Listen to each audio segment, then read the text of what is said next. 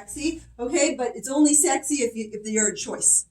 Meaning you have millions of dollars in the bank and you decide to walk away and just go. But if you are a renunciate because you're like, wow, it's really hard to figure out the world of form and I don't want to have to do that, so I'm just going to let everything go. Then you didn't master it. So you're going to come back in. We'll deal with that later in the idea of the Bardos. Probably not today. But, okay, so here I have being able to rest in the middle and hear that voice, remove the voice, can then know I have a way home, I have a higher experience, something to connect to. I don't care what you call it. Call it God, Great Spirit, Universe, Tao, Allah, Krishna. Label it whatever you want, because even when you label it, it's not it anyway. So that's fine, you know? So we're all talking to the same, we're all pointing at the same thing. We're all going, but everyone's using a different, ooh. Don't fight over the words. Just agree on there's something there, okay? And then we'll be fine. So the idea here is I have to be able to tap in and hear that connection. If I don't hear that connection, and I'm lost because I'm too busy here, then I won't know my way home. Then I won't have tranquility. I won't have peace. I'll suffer. I'll have anxiety. I'll have depression. I'll go into all these sadness layers. I'll be too worried. I'll be too fearful. Does this make sense? So I'm too stuck in that. Okay? So the ultimate idea here is that we're striving for this realization and this awakening, the concept here of divinity, of the higher realms, the higher experience. Now these lower six are all portioned within the body. We can only look up. So this would be right here. I consider the top of the helicopter pad on top of the building. Okay, now there's a helicopter that can kind of come and go. All right, only your shun can get in it though. Your body can't. Your body's got to stay here because your body's rooted in pooing. You eat, you poo, you sleep. First chakra, the things you did when you were born. Unless you're willing to let go of those things, then you can't go here.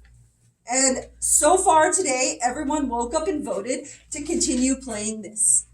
If you're in this room. Does that make sense? Nobody voted to opt out of this and go straight for that. Which means, including me, there's still something residual happening here. There's still something that's not played out. There's still a desire. There's still a compulsion. So whatever you're compelled or repelled by is going to bring you back to deal with this. Does that make sense? Or, even if you're not into reincarnation, it's going to keep you tethered to dealing with this. Ugh. It's a sticky one, isn't it? Ugh, goo. I need a guru to remove the goo. So that's what a guru does, is he removes the goo. He goes, hey, look, you got goo on you. And you're like, what? And you're kind of like peeling these layers off. So we're trying to get rid of these pieces. So ultimately our idea is going up into realizing into the divinity. So we look up into heavens. I think humans have looked up into the heavens for many, many years. I don't know if a lot of the creatures, maybe some creatures have spent a lot of time looking at the stars outside of humans. But I don't know that many birds that sat around like this. Does that make sense? But as humans, we study astronomy. We study astrology. We've been looking up into the heavens. Anytime anything happens, we go, why? We look up, usually, okay? Unless it's gone, and then, why? And we usually look up for an answer. So we already are standing on top of this building, looking up into the sky, into the heavens, but we can't really go there. But we can sense it, we can see it, we can experience it. But when I say we can't go there, I mean the chunk, the meat suit, the physical form, the body can't go there, but the awareness can, okay? But you want to be careful with the awareness going there. If you plan on coming back here, you might leave a breadcrumb trail or a paperweight. And that's usually what the lower body is if you are going to kind of go off, you plant the body in a specific place. That's why it's so, who's ever been told, create a meditation spot? One spot. Why? Because you want to get your body in one place so that when you do go off into the meditation, if you hang out in this idea and you kind of loosely seat, you know where to come back. And the more you sit in that body, you can come back to it. Okay? It's a side note. Just saying. Okay, or not. Sit wherever you like and find your body. It's kind of like, where's Waldo? You know? So you can try it either way. So, okay, so here we start looking up to the heavens. Now this brings us kind of to the next idea. So I keep coming back to what don't we want to do as humans? We don't really want to suffer. Anybody want to suffer today? Raise your hand. Suffering, dish is suffering. So, okay. Nobody takes the bait. I'll take some of that. So they don't. So we want to figure out what are all these things that can make us suffer. So I know if I don't have my third chakra, per se, organized, I'm going to suffer because I'm going to spend my whole day having to drop my mind and to figure out, am I going to eat today? And if so, where am I going to get it? What is it going to be? Do I have enough money to get it? Do I have a place? And when I get to eat, do I have a place to sleep? Is my bed, would it be a dry bed? Do I have a night? Am I safe there? Right? So I'm too consumed with this to even have the opportunity to ponder the divinity and look up to the heavens. If you're here, you're too much in the muck, trying to figure out how to get the next thing, how to get the next check, how to get the next food, Not saying that's going to magically go away when you realize divinity and all of a sudden, like, it's going to flow. But at least you can create separation, space, and time and realization each day and step back. Om Namo Bhagavate. So, but there's the, remember, you're the higher self, the spirit, okay? So I have to know where my focus is and kind of what's happening, but I don't want to suffer on any one of these. So first I just have to see these planes, the propensity of these planes, and see what I can do about managing them all with the ultimate purpose that I'm going to have these in check so I have enough time each day to remember that I'm awareness, remember I'm pure awareness, remember that I'm my way home, spend some time going there. Remember, I'm not this experience, this story, this body, this go around. Remember that this is temporary. Step back and watch the flux. And go, ha, look at that roller coaster, right? And then come back, and step back. Sounds like that.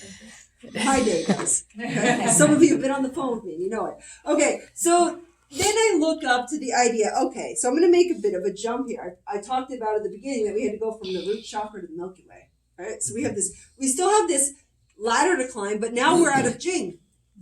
We're out of body. We're like, now what? Now we're out of what we consider substance, or what is really funny, we actually call real, but it's the least real because it's the most temporary. And the only thing that's real is that which is permanent, which is your original soul, but we don't call that real. We call it false, and everyone's woo-woo who's chasing the original soul. But your body's temporary. How many times has it changed since you've been alive? Anybody? Anybody in the same skin, literally?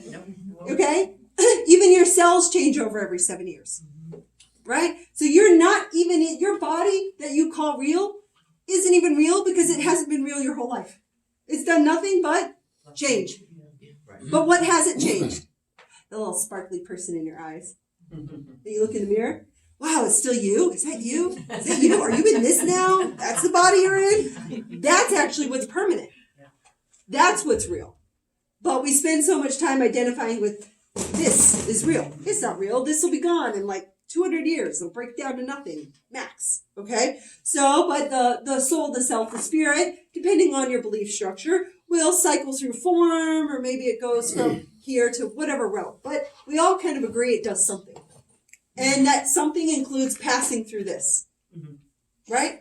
We might say it comes through this and then another form of this. But no matter what, we all kind of agree it came into this and it's going to go out. Right? I think everybody in the room is pretty sober with the fact that you're born, so you're going to die. As far as the physical body goes, there's not a big shock. It's not a news flash, right? It's not a big awakening. It's a Debbie Downer moment, but it's not a news flash, okay? But we all act like it is when it happens. Did you think something different would happen?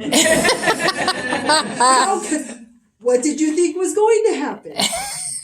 Really? But we get stuck in that, okay? But it's really just having to look at then the fact that we don't have an answer as to where we're going, what we're doing, and why the temporariness is upsetting us. Does that make sense? So we're trying to get out of this idea in this suffering. So we begin to then look up through these layers.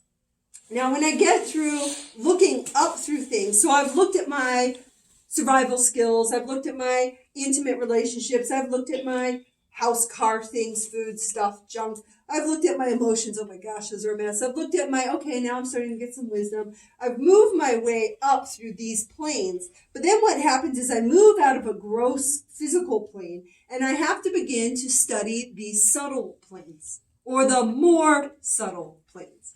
And so the next level of subtlety or subtle planes that we would have still have a Jing to them. But now what it's going to be is it's going to be more of gravity and Jing and pressures. And this is going to be concept with things like rocks in space and light in space. What is light? It's chi. It's just energy, right? We know this. The sun is technically a star. And it provides light. If we didn't have the sun, we would be engrossed in a dark planet. Yes? Okay. So we wouldn't have light. Yes, you could make some fires and things, but you wouldn't have the light like we have. We would have a dark planet. So the sun is light. It brings energy. It brings life. It brings chi. It brings it to this. So that's our main star. But that star influences us. Because if that star spits out a little sunburst or something happens, it sends a gamma, echo, tango wave. I don't know. Okay. It sends a wave kind of coming through. So the sun affects us, right? How much sunlight you get, how much vitamin D you get. If you're depressed, sunlight. If you're in Seattle versus Phoenix, right? We got to switch half the year. Everyone should it's kind of like wife swap, you home swap. Everyone in Seattle comes here. We all go there. We get our vitamin D and rain. Okay. So you create a balanced life. But no, we go extremes. Okay. So the sunlight affects us. No question. The moon. The moon does what to the tides? What percentage of water are you? 70 to 90. Who you ask? Can we all agree it's more than half? Mm-hmm. Can we all agree that's a substantial amount? Mm-hmm. So if the moon is moving the tides, what's it doing to your body? Right? Who's there? We always joke with my little one. We're like, oh, it's got to be a full moon. I don't even have to look. They go crazy on full moons, right? And the teachers and the nurses and everything. My mom was a nurse, and so the ER was always packed full moons. Psychiatric hospital. Okay, there you go. It's to the height, and it brings everything up. And then new moons bottoms it up. So the moon affects us. So now what we're beginning to do is we're starting to look outside of the earthly plane, and we're starting to look on an astral plane, okay, and rocks in space and the pressure. So what happens is, as the moon grows bigger and it pushes on the water or it pulls the water, right? So we have these pressures. They're like a gravitational experience. Graha. It grabs you. It pushes and pulls on you. Well, my question is, how come we only barely consider that with the sun and the moon, but we don't look at all the planets? And then, what about outside of the planets? We already agreed the sun is a star and it affects us. Yes? Mm-hmm. So moon has effect gravity like planets. Jing. Sun is a star, has effect light, chi. So we have constellations, all these stars out there, okay? And all these planets out there. So we have light, chi, and Jing pushing and pulling on us, shining, moving, this and everything that's happening. So if we begin to look out of this little temporary experience, let me ask you what's been around longer. Has your body been around longer or less time than the planet Jupiter? So I would then ask, what's more permanent? What might be more useful or also useful studying? I can't get anyone to not study their body because we also need that too. Okay, and we're pretty much the most important thing to us. So there's that whole game. But if we start to look at these different bodies and these different things that are happening, so we can begin to look up into planes of reality, up into the stars, especially if we have all of this managed.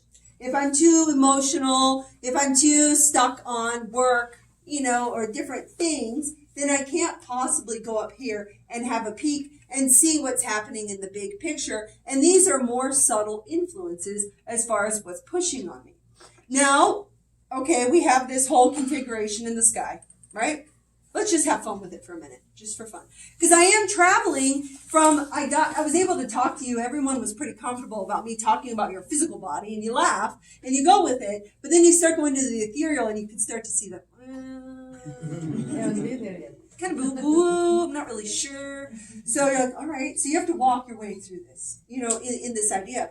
So, okay, so you have all of this sky. We look up to this sky realm above us. So now we're turning our mind's eye from looking down at who said what to me and why I should be upset, why I have to earn the next thing, who I want to go with, blah, blah, blah. And now I turn my mind to the divinity, the sky.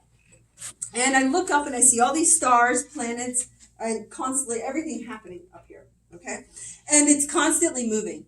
And it's moving in a precise measurement. It is the most intelligent or consistent arrangement. They move in a specific order in as much that astrologers could predict 5,000 years ago where this particular planet would be today. Why? Because it has a pattern. And it holds to that pattern. The planet didn't just go, you know what? I'm really having an emotional day. I'm not going to get out of bed. I'm not going to do that and move that degree today. I'm just going to stay. But you'll throw off the whole universe. Yeah. Okay? So they don't do that. They don't have this piece. So they're big timekeepers. And they kind of hold this idea. So they're all moving around. Okay? Then let's fast forward to what you're going to think is the most interesting, and we're going to fast forward to you. So what happened was, let's say, okay, we're all trying to remember our way home. Where's your home? Is it here? Serious? Could be. I know it is. Okay. Oh, is that your constellation? Stars. Yes. And that's actually where I'm kind of going. But beyond the stars, beyond the stars is the home. When you came through the stars, you came through a filter that created a specific lens, set of light frequencies and realities in which you landed into this body mixed with genetics, and now you're here to play out that story. Yeah.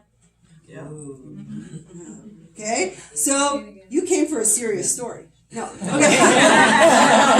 So Can you say that last sentence again? I don't know. That was honed in. I don't, let's see. It's okay. All right. You came through a filter that comes in as a light and an experience, and it mixes with a DNA of the planet, and it creates a specific story character.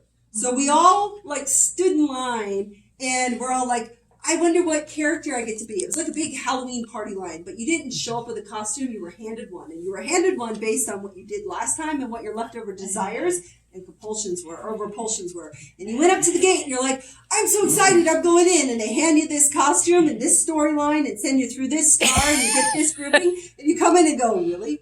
And then you forget that you're wearing a costume, so you get super serious about it. You're like, this is my costume, I'm going to really take it serious. I'm going in, look, take my costume.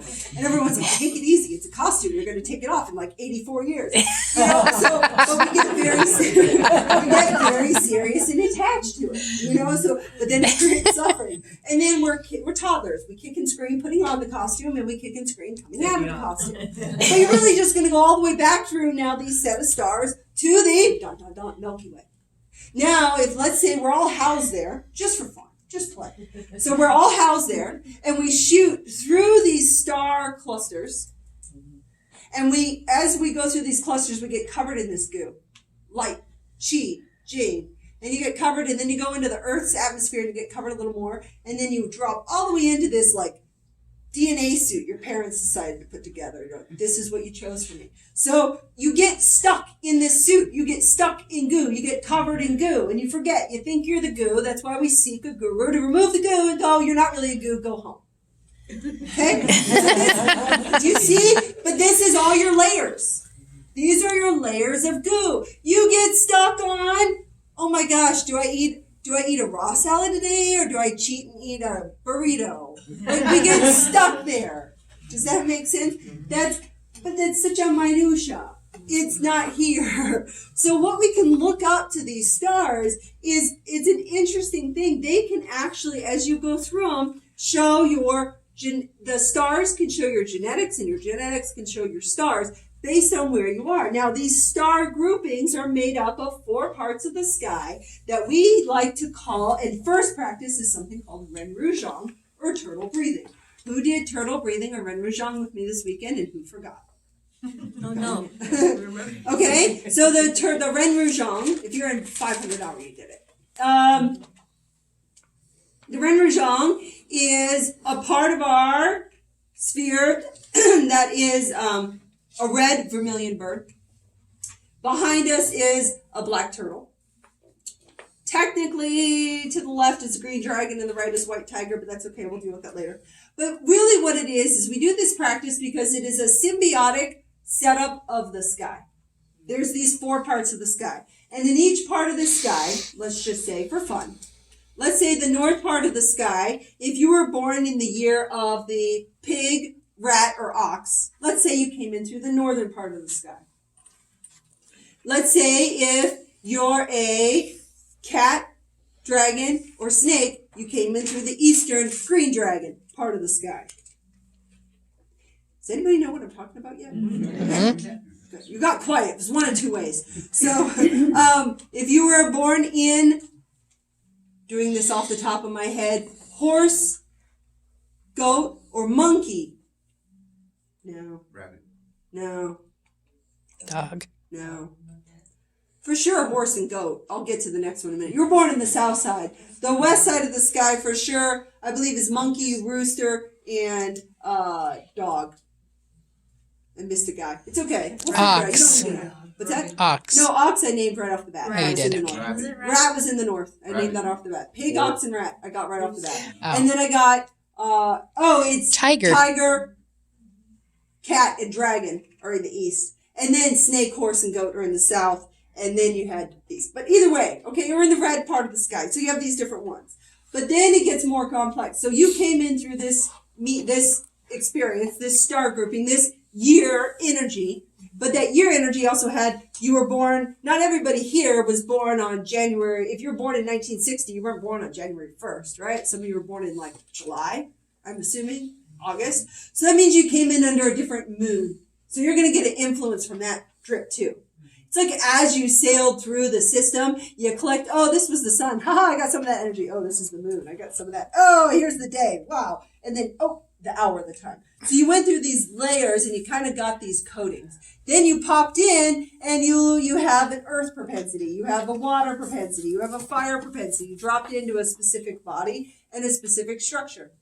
And you're going to look at these in relationship to how you have those arranged.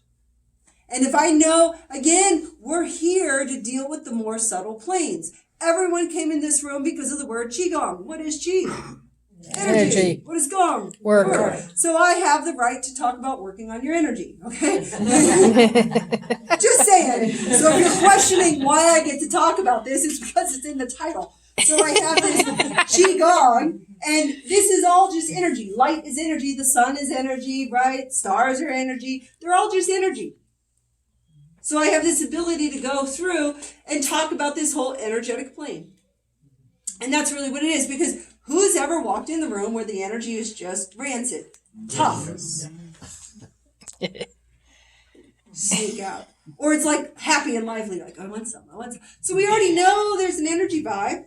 But so is there's an energy penetration that came through you and your makeup and your setup. So if we begin to study these particular ones, now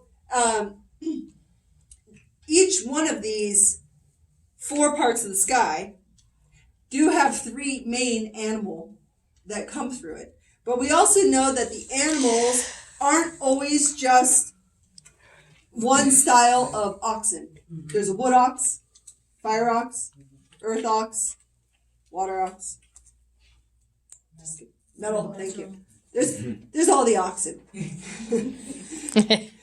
So we have the different layers, the different ox, if you would. So what happens is around this 4-quadrant part of the sky is actually layered these images. And there's 64 actual images. But there's these 4 polars, 1, 2, 3, 4, and then the 60 animal element combination. And that's the influence that happens. Now, each one of those animal elements comes to or is connected to a specific constellation. So if you were born in the year of the water, if you were born within the water dog, you would have come in with that constellation influence. How am I doing? I'm really far out. I'm out to lunch. We're here, water dog. We're with you. Aha, I see you. So yes. Water dog corner over It there. is a water This is where dog. water dogs stay. In this house, it's a fire. No, I'm just kidding.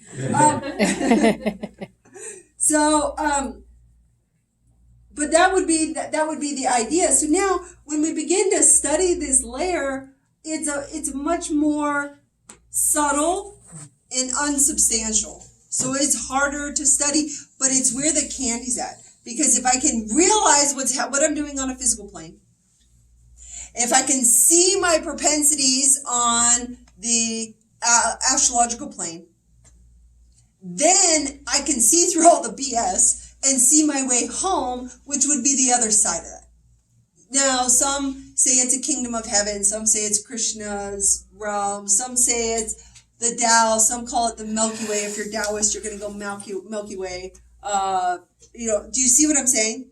So I'll let you kind of play with your own pieces in there, because the information I give today is really for you to take and discern and to assimilate, third chakra, what you want to keep as you, and what you go, yes, she's out of her mind. Right there. Okay, so that's your job, is to discern.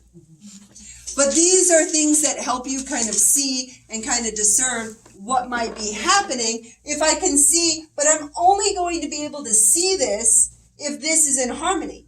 And I'm only going to have enough time to spend on this if this is in harmony. If I'm too busy over-emoting, throwing tantrums, being depressed, and usually what is depression? Thinking about the past all the time. Even bigger than that. Living in the past. No, forgetting who you are. Oh. Depression is being attached to this realm and thinking that you're this realm, and of course you're going to be depressed. This realm keeps changing. They call it a void. Yes, the void. Void. You forget. Yes, same. It is a void. Absolutely. There's nothing, emptiness. That the void is the place where you go, where you end up in meditation. That's why I do so many meditations and things. People are like, gosh, there's just so many. No, they're not meditations. They're just concentration techniques. There's only one meditation, and that's the void. Unified field. Whatever you call it. Yeah. But even when you call it, it's still not it. Still not it. Now you just labeled it and you brought it down and you created realm for polarity and opposition. Right? So it's still not it. That's why Buddha was like this. There's no word. Okay? So you can't have a word for it. So that would be the idea. But yes. Okay? But that's the ultimate concept. And that's where when you reach those realms, it's pure peace, tranquility, at ease, happiness, because you're home. Then you start falling through this, Does that make sense? You stand up, you're like, okay. You got to get up again. And that's also the problem, is we keep forgetting. The idea, too, within the Taoist structure is to build a little chi suit for your consciousness, so that when you do go into the void and you inevitably get put back through this system, you remember. Or you remember quicker, faster. You wake up faster. There's so many people I meet, they're like, why didn't I have this information when I was younger? You weren't ready to wake up. Well, how do I want to do it? Build a strong enough energy body so that when you go through this again, because it's happening, one way or another, you have something to contain. Because our biggest problem as humans is we have a memory problem. We forget who we are. We fell into matter because matter is unconscious and it lulls you to sleep. One of my teachers would say, it says, go to sleep. Just fall into this. Right? But it's heavy, dense matter. And so it naturally kind of covers you and puts you into that space. So we have to wake up. And then once we wake up, we have to keep it, hold it.